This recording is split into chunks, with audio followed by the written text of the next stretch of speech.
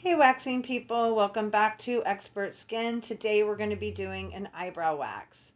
Let's talk about the tools you're going to need for this. Some tweezers, some wax strips, some wax sticks, some scissors, some cotton balls, and of course a little comb.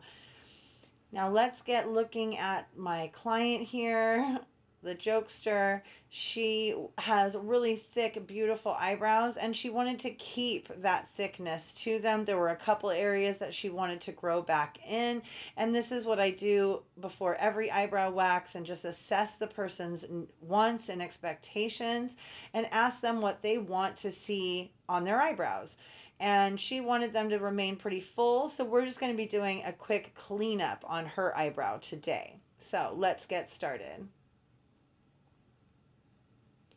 First off, I'm going to start off with the waxing, and I always like to use a small amount of wax with a very small wax stick so I have better control.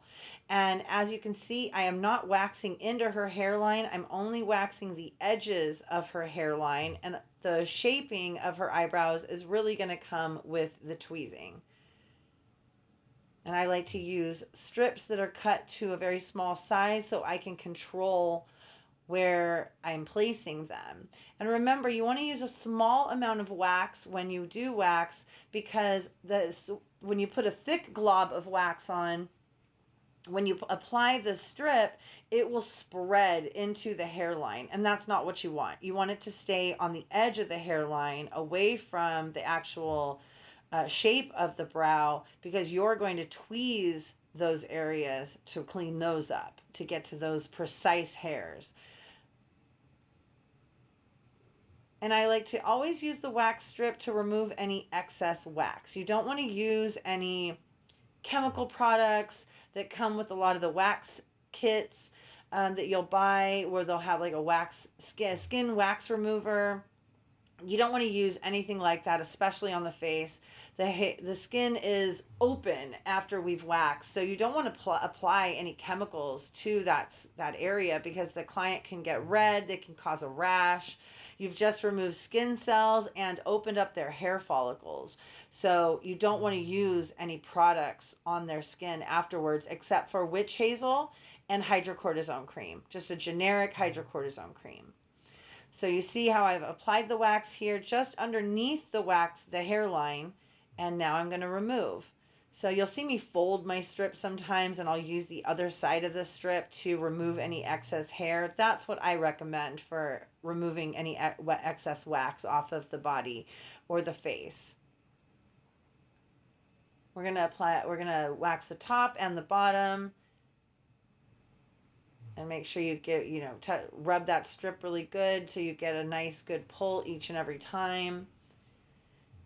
And now we're going to get into the tweezing. You can get a nice close-up view of her eyebrow here, and I always like to work from the outside in, removing the little excess hairs down below, sometimes brushing the hairs up. This eyebrow has a really nice perfect shape to it. She already has a nice natural arch in it. We don't want to do too much on the eyebrow, because that's not good. Can't put those hairs back once you've removed them. So I like to be very conservative with the hairs that I pull off. We're just going to remove these little ones. She's got blonde hair, so it is kind of hard to see them sometimes. I am using my magnifying lamp here, so I can get an exact removal of hairs. So I'm not removing too many. And I do like to remove the underside of the eyebrow here and just take off the ones underneath, because it does make the shape really pop. When you remove those little, what I call stragglers, straggler hairs. So I always brush up, remove any of the small ones. Sometimes just a few little hairs can make such a huge difference. It's unbelievable. Moving on to the next eyebrow, we are going to do the same as we did to the other side, just continue tweezing, starting on the underside and working our way into the hairline, Making sure we get all those little blonde ones, making sure we're following the client's wishes, and just cleaning up the hair. I always like to wipe a lot, so I remove any of those loose hairs so I know exactly what I'm doing. And pay attention to that underside of the eyebrow. Brush the hairs up a little bit. Make the skin nice and taut while you're tweezing, and remove those little ones underneath to really define the eyebrow. And it's so important to really pay attention to the natural shape of the eyebrow.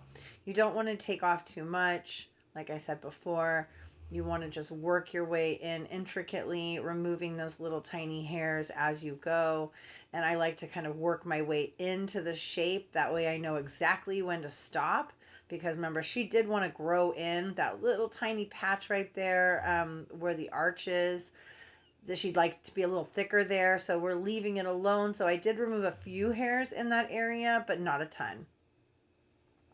And make sure you also clean up the inner unibrow area, and you'll see us just fine-tuning the eyebrow. The eyebrow should only take you about 15 minutes or so, unless you're doing really intricate work. Like arching and shaping, like if you get like a virgin brow, which you're not going to get virgin brows very often. Most people have already been in an esthetician's chair or a cosmetologist's chair, and they've had their eyebrows done once or twice. So you'll just be following a good pattern already.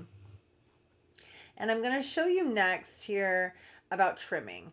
So we're pretty much done. I like to do this as a last step for females. For my male clients that have really long, bushy brows, I will do the brushing up and trimming first.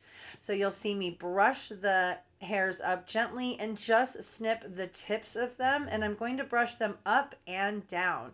So you never want to cut the eyebrows really short. You don't want to use electric trimmers on them. I know they're very popular, but you don't want to use those because then the hairs will spike out, and you want the eyebrows to lay down flat. So that's why you'll see me brush up and down and then brush them all together. And that's really the best way and the professional way of doing an eyebrow trim. You don't want to actually cut them, short. You want to just snip the tips. So here you're going to see me brush them up and just take a tiny, tiny bit off. You want to be very conservative. You can always come back and take more off if you think you need to. If the eyebrow's still curling a little bit, you can always come back and snip off a little bit more. But remember, you want to take less at first and then take off more as needed. See how it brushes down nicely into a nice arch, nice natural arch and shape, and her eyebrows don't look like she's, surprised or anything like that. So now I'm applying some hydrocortisone cream to help soothe some irritation and redness, and should make her feel better and make her feel like she can go out about the day and she's not embarrassed by the redness or rash after an eyebrow wax. So I appreciate you guys so much for watching. I hope you got something out of it. I hope you learned some tricks to do an eyebrow wax in your esthetician room. Leave me a comment down below if you learned anything. I'd really love to hear what it is. And thank you all so much again for watching. Don't forget to like and subscribe. Bye.